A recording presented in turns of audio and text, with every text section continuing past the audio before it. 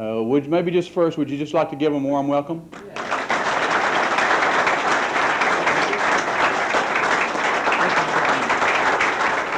First off, I'd like to say thank you very much for having this opportunity to come out to the Academy and be able to share with you, to be able to tell you how grateful we are, how much all your prayers were appreciated, how much they were received, how much we needed them. I, for one, am a man who believes in the power of prayer, and nothing makes me feel better than to be able to be here this afternoon, to be able to say thank you for those who have committed their lives to prayer and to the Lord. I had the opportunity to meet Chaplain Jack Brady out in the Rockaways, Queens, when American airliner Flight 587 went down. We had no survivors, but we did have a lot of bodies, and we did need chaplains. And Chaplain Jack Brady was one of them. He was there with me, and we shared tears, and we shared prayers, and we moved a lot of bodies one day. We were talking, and he said to me, "Robert, would you ever consider the opportunity to come down to Indiana?" And I just turned around and said, "Sure. You know, why do I have to think about that? You know, the opportunity to say thank you, the opportunity to tell you how much we love you and appreciate you as Americans, as people, you know, putting all your credentials and your badges and just everything that you are aside, you're Americans, you're true people. You're what I'm proud to say I am." September 11th was a horrible morning for everyone. I know I was working in the Brooklyn on assignment when the call went over. One of the officers who was standing by me that morning said to me, "Did you hear what just went over the radio?" And I said, "What went over the radio? What are you talking about?" He says, "Turn to your city band."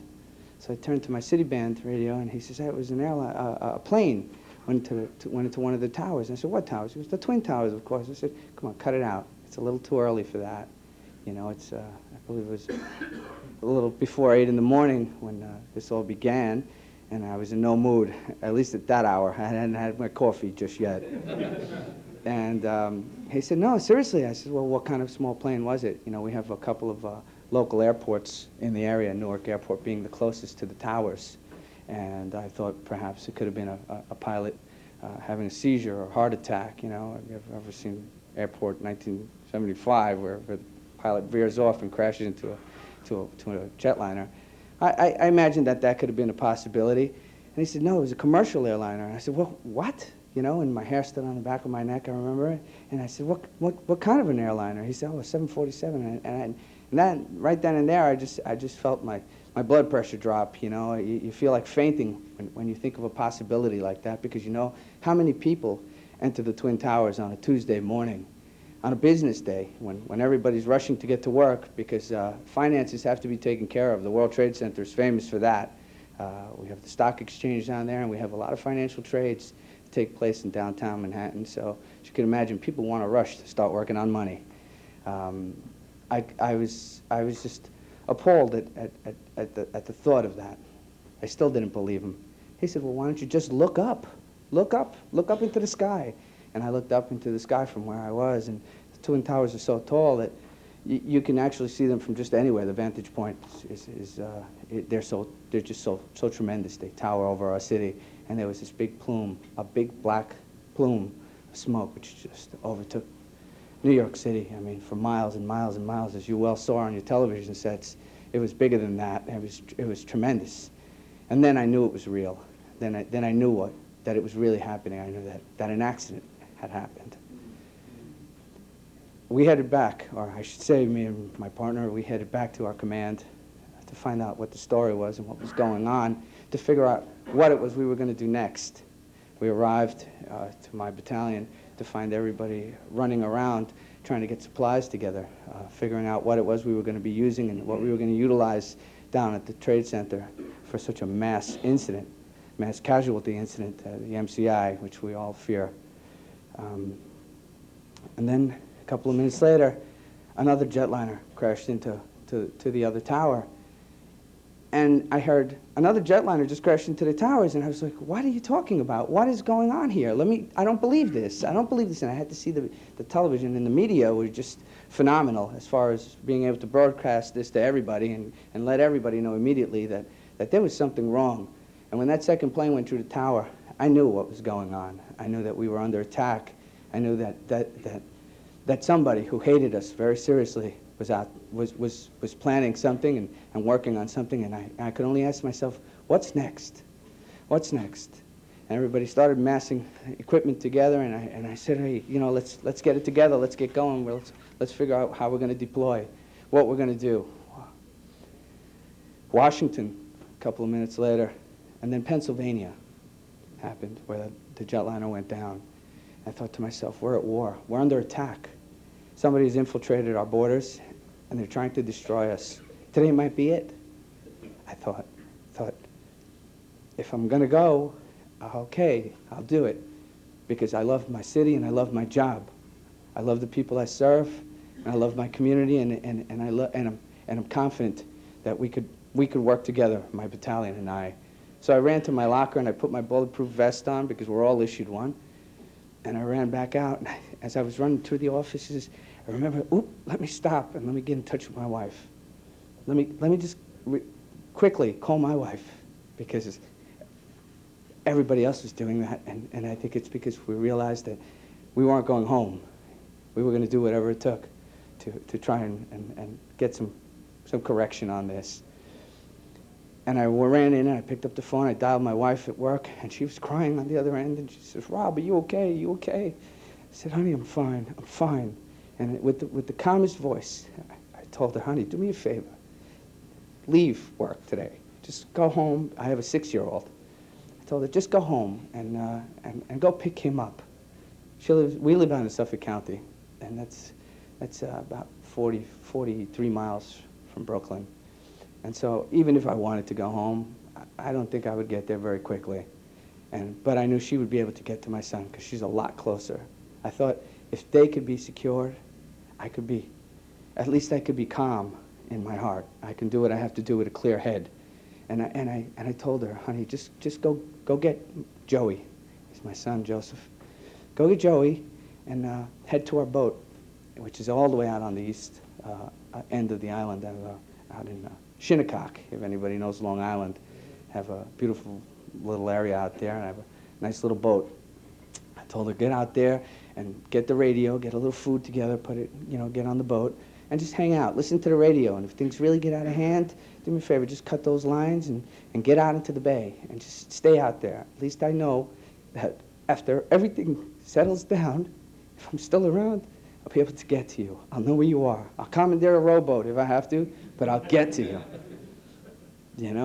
And I remember just the fear that I had for all of America, and the pain that I was feeling, knowing that all those people were still trapped in those buildings as they were airing it. I was listening to my command radio, and one of my lieutenants who got there initially, who was one of the first responders on scene, he's one of the most highly decorated men in our battalion. His name is Lieutenant Adam Bryans, which I'm very proud to mention his name here today, was yelling, there's people falling out of the windows. We need help. We need help. They're going through the glass. They're going through the glass. And I'm trying to picture what he's saying while I'm trying to control the goosebumps at the same time. Right next to the World Trade Center, there's the American Express building, and they have a glass dome. And what it was people were electing to die from a fall instead of burning to death in those high floors, and smoke inhalation and all that, which comes along with good fire. And they were going through the plate glass windows and through the domes. And you could hear the crackling in his voice and the distress. And I knew that it was as serious as it could ever be. We were massing equipment and getting everything together. We were talking to communications and getting divisions ready, when all of a sudden the first building went down. And when it went down, it was just like, again, I felt like I was going to faint. It's something I wasn't ready for. I'm not saying I'm a weak man. I'm just telling you the truth as a man, that I wasn't ready to ever see that. I after '93, when they initially tried to blow up the Twin Towers, I think their idea was to knock one of the towers down into New York City to kill as many. I believe I had heard them hoping that they could have killed 250,000, if not 500,000 people in '93, and they were only sorry that they didn't have the opportunity to do so, and very disappointed. I remember after that initial bomb in '93, thinking to myself, they'll never take those buildings down. They're just too big, too mammoth, and well constructed to ever really come down. Well, in the year 2001, I was completely disproved. I never saw it, and I still didn't believe it. I was pinching myself, and then the next building came down, and I didn't know what to say. I didn't know what to say. I went out into the streets right outside the battalion, and there were people walking the streets crying, standing on corners together praying, because they believed what I thought, that the end of the world was coming, that there was going to be the last day, that who knows what was next, a nuclear bomb, something cheap, something a terrorist, somebody who hated us would want to deploy on us. And it was a very agonizing morning. Afterwards, when I was finally able to get out to the grounds, once we were able to assemble operations and deploy as units or independently, I got out there with a group of the men, and I walked in there, and it was just the most horrific scene that I had ever seen. Men and women working together, though, their strength and their resolve to attempt to find people and their love and unity for each other. It was overwhelming. My desire was immediately to get to work to see if there was anything I could do. We set up triage areas, and we treated just about anybody and everybody that we could. Bellevue Hospital, which is in Midtown, I believe it's 29th Street, Joel? 29th Street on the east side off the FDR Drive, was ready to receive 1,000 people if there were 1,000 people to treat, and they only received 10% of that. That's all that came through their doors. And St. Vinny's downtown treated the immediate injuries, which were all minor. If you weren't able to run away, then you weren't walking either. There was no in between. We have those MCI tags that are set up, and the way I saw it, there was only green and black that day. It was a very gloomy day, and all I did was cry under my helmet. I couldn't believe it was happening. I know that while I was crying, you were crying, because my mother told me she was crying. And I'm here today because I wanted to say thank you for that. And we're sorry we made you cry September 11th in New York, but we all cried. We cried as a family. We cried as people, and we cried as I can't say individuals, but as a unit. I love you because you're my brothers and my sisters. You're an extension to my family. And I realized that in the days after the tragedy, when the world and this country banded together and came to our aid. I can never say enough, but I can say this. If you ever need me for anything at all, if Indiana forever, and this is forever, as long as I'm alive, and if Indiana ever needs me for anything, I'll be here. I know that I speak on behalf of the rest of my brothers. We love you, and I thank you.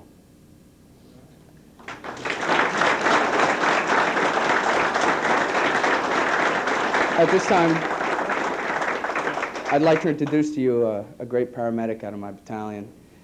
He's one of the gentlemen who was also there when the building came down, and he's fortunate enough to be here with us today. He's a very resilient individual, and he managed to make it out of that. His name is Joel Pierce.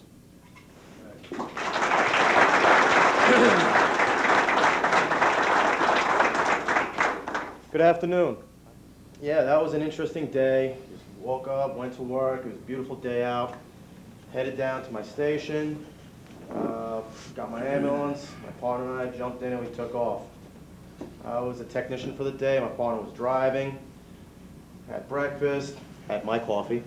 Lucky him. Headed over to this park, relaxed, read the newspaper.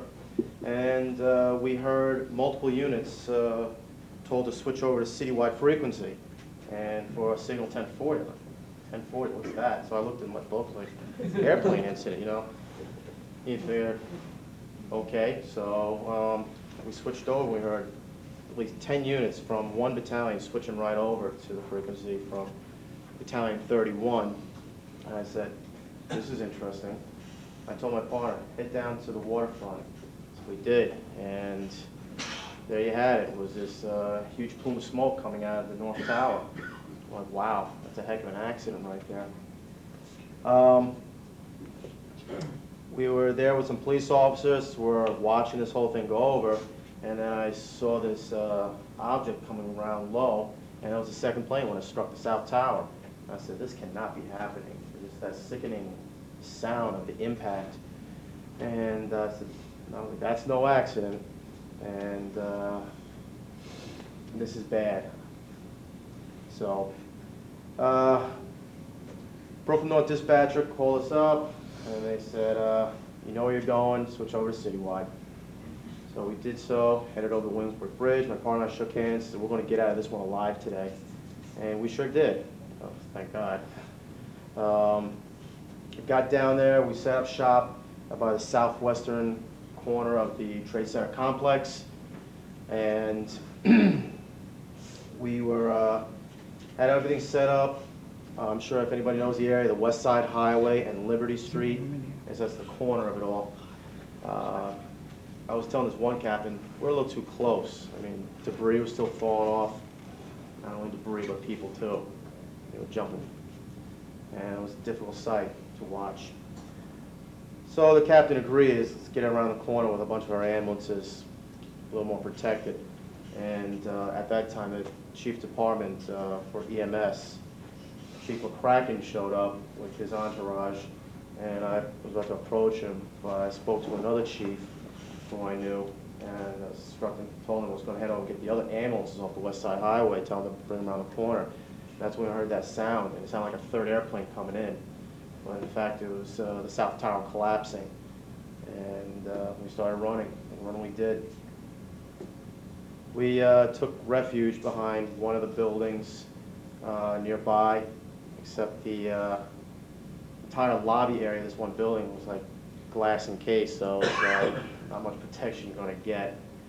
After we watched this huge smoke cloud, dust cloud go past us between like these, you ever see in the pictures like two little buildings look like hexagons? We were on the south one, just on the opposite side of it, and this cloud went right by this big wall of dust. I'm like, whoa.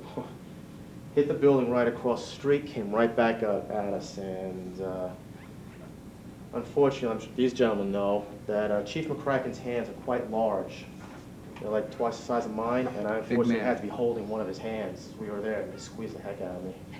So, but dust cloud hit us. We choked a lot. I definitely inhaled a lot of that in me. The glass that was right next to us held up. We were like, thank you. Very happy to see it held up, but we were like petting it. We were like, thank you very much. But there's people on the other side banging on it, like, let us out. So we were like, okay, so we had to smack it out. Like, great, now we had to break something. We didn't know the other ones had knocked down because pretty much all the lobby windows were smashed out, except for a few of them, which we were taking refuge behind. So that was definitely a grace of God. Protected us right there. Went inside. I was looking around for anybody inside. I had my flashlight out, and I yelled out, "Is anybody in there?"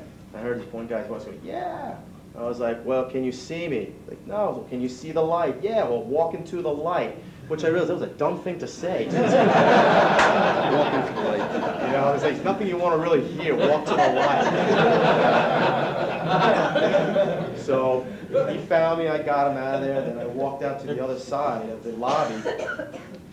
Found Chief Wells, then Captain, well, Captain Wells, but now he's being Chief Wells. Picked him off the ground, got him out of the dust, debris, pulled him to safety. Then I looked over, and still you couldn't see much at all. It was just this big, smoky dust cloud. And you were like, where's the tower? Where's the hotel that was on the corner also? absolutely amazing. I just stood there, and it was Chief Wells had to verbally slap me in the face, so to speak, to get me to wake up, because I was in just shock seeing this utter destruction in front of me. Then my partner shows up. He's like, "Where the hell were you?" I go, "What do you mean, where was I? Where were you?" It's like, I was right over here. He was like, I was like, "What, are you hiding in the ambulance?" He was like, "Marines don't hide, we take cover." So,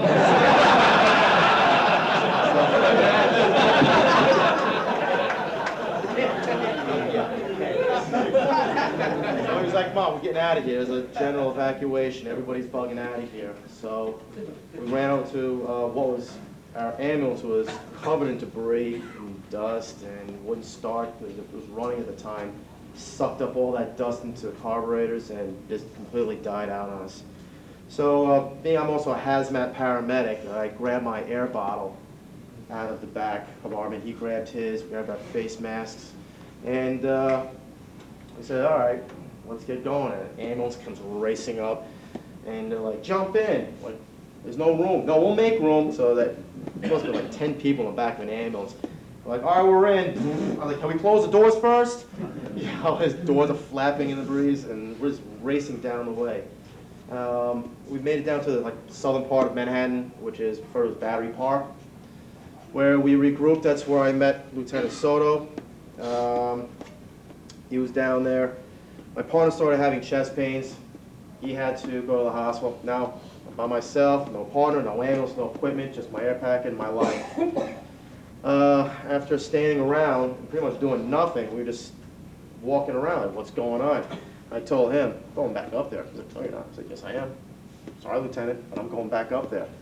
So he's like, "Well, let me go with you." I was like, so he's like, "Well, how far is it?" If it's too far, we're not going all the way up there. It's like 4 blocks away. Now, no, Manhattan, long city blocks. So, little white lie. Found a pickup truck, told him to stop. Jumped in the back, he got up front, we got up there. And at that time already, the North Tower had collapsed, and now we're just looking at this huge pile of smoking, twisted metal debris pile. It was just absolutely awe-inspiring. You just can't believe it, that these two magnificent buildings, two 110-story buildings, came down and created this massive pile of metal. And people, too. So he became the triage officer. I became his assistant. And we worked all through the night. All night, bringing people up to the triage here at 1 Liberty Plaza, which we thought was also going to collapse because it was on fire. There was a point where they said, "We need morphine up there." And I said, "You're a medic." "Yeah." I was like, "It says so." And I carried morphine, Valium, and Versed. "Well, we need your morphine." So what are we doing? So we're going on that pile. And Lieutenant Soto came with me. And let me tell you, it was hot. It was dangerous climbing that wreckage pile. Made it all the way up there for a Port Authority police officer who slid down an elevator shaft from apparently the 86th floor while the tower was coming down and survived. Apparently his legs were pinned. They were going to amputate both his legs. They said, "We need your morphine." And I was like, wow, here I am going to give this guy some narcotics, you know, to hopefully lessen the pain. There's no greater pain, I guess, than losing your own legs. But they managed to keep his legs. That was one of the many things that I did, you know, just helping people out that night. It was just helping the rescue workers out because there was so few casualties as a result, you know, getting people out. And that was the worst part. You know, all that training, like, okay, let's get these people from inside, because you know there was thousands of people stuck inside there. But reality was, a lot of them never going to come back. And we all know that. So, like I said, that's just one of the many things I did down there. You know, so I'm trying to like keep it quick so he can, I know it was a long story, so he can speak. It's just Also, part of this little mission we're doing down here is to say thank you very much for all your support. I'm sure there are a great many of you that wish you could have been up there to help us out there on the ministerial aspects. Believe me, it's important. People like Chaplain Brady, who else was up? You know, his name's what? Benny, you know. Yeah, but it's his hood. He's been up there. He lives there. Yes. Where is he? He's a gangster. He's from Brooklyn. gangster. You know, He's one of the- my stomping ground. One of the gangsters. No, it's people like these gentlemen, and also like yourselves, and ladies too. You know, it's important. We need that spiritual aspect to keep us going. Because it was rough. It was very, very rough. Not only just that day, but the following days being down there. So just thank you very much. I really do appreciate it.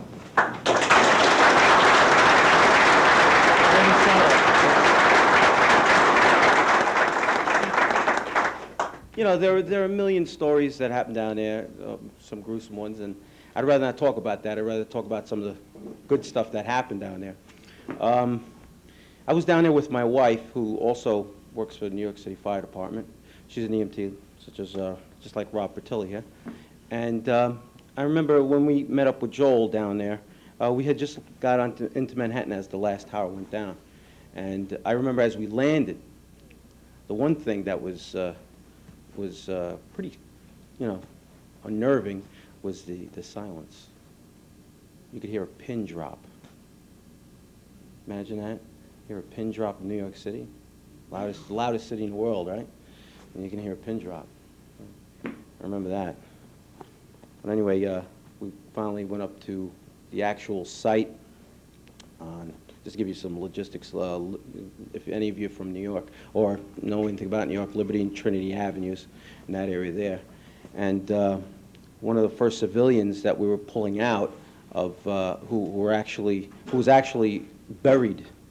All right, there was somebody actually buried there, and two firefighters happened to hear the guy yelling out. So we immediately, you know, went to the area, you know, started to go to work. And I remember, you know, as we're getting him out of the blue, there was a cherry picker with a firefighter up on the cherry picker. You know, he's looking out, I guess, looking to see on the surface if anybody was moving, you know.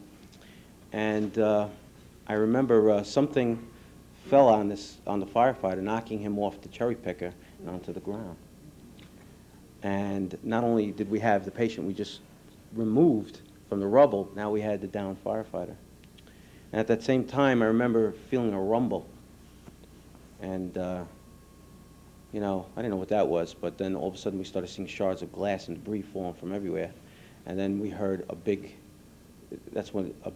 crash and undescribable mounds of dust, and that was Building 7 collapsing.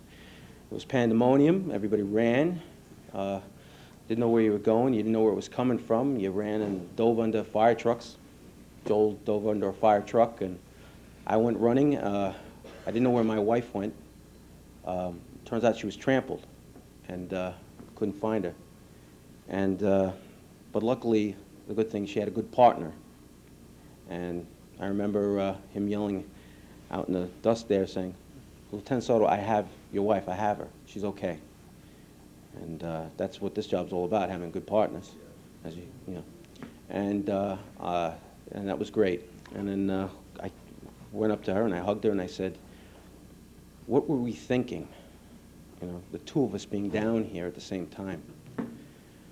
If something would happen and we both were lost here, our two sons would be motherless and fatherless.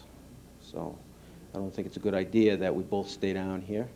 So we opened up a triage center in a building across the street, One Liberty Plaza. And I left her up there with some other officers, paramedics, surgeons, and so on. And I went back down to Ground Zero with Joel. And we started our operation from there.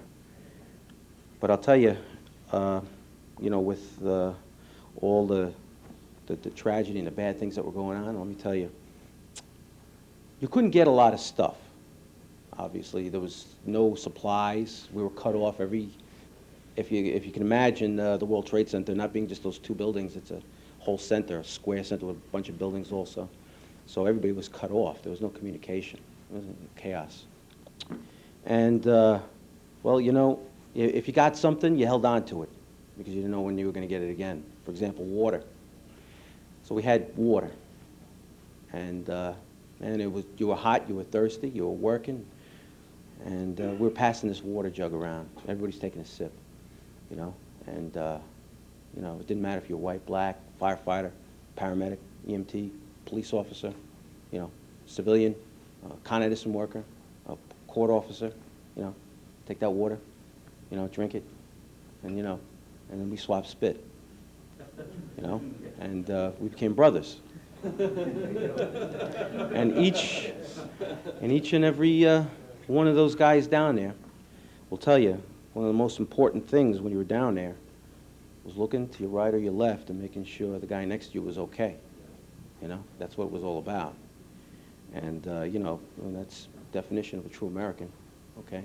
Making sure your brother's okay. And, boy, I'll tell you, to see all the departments working together, the fire department, police department, all the court officers, and so many. I don't want to leave anybody out. You never want to leave anybody out, but there's just so many. And, boy, working together, doing their thing, it was a sight to see. It made me proud. I have the utmost respect for every single department in New York City. And if you could all see what was going on and how we worked effectively for a common goal to help people that were down there, I think it would have made you proud also at that moment. You would have said, you know, just like I say all the time, that we're the best in the world at what we do, and it's the truth. And I'll tell you, there was a point where we were down, where it was well into the night now, and you're sweating, and you're just getting a little water, you're cramping, and you're breathing this dust, this wall of cement, fiberglass, you name it, PCBs, whatever. No respirator masks, and if you did have a respirator mask, it was just a piece of paper. Didn't help. Plus your eyes were burning with all the fiberglass and everything, the smoke. And I'll tell you, we were all down, and the guys on my line for my battalion, I had some guys come later on the night, some guys from the military too. You know, we were all in this line. We formed a nice casualty sector. And it was just getting to the point where some of the firefighters and you know, cops and all specialty agencies and everything, we were all coming off that mound, and you know, that was it. We just sat down, and you just didn't feel like getting back up. So something happened, and it was really quiet. And you know, we looked to the side because there's a firehouse directly across the street from one of the buildings that collapsed, one of the towers. And, you know, it was still standing. So what we did was we just turned around and we looked up on the roof there, and we saw two guys, you know, taking out an American flag, you know, just rolling it and trying to hang it up and stuff. Not the picture that you see there, but the first American flag, and that, you know, that night it was going up. And everybody stopped, and everybody was looking up there. And finally, it was full mast, and everybody started shouting, USA, God bless America, USA. And the same guys that could barely walk from cramps said, let's go back. And that was really good. It was a sight to see, you know, all the things that was happening. And that was, I mean, I could tell you 1,000,001 stories, so what went on down there. But those were the good things. Those were the good things. Those are the things I want to remember from that incident. You know, the rest of the stuff, leave for the journalists. You know, it's the brotherhood stuff that happened down there is what's important, because it defines what it means to be an American. I'm sorry. Thank you.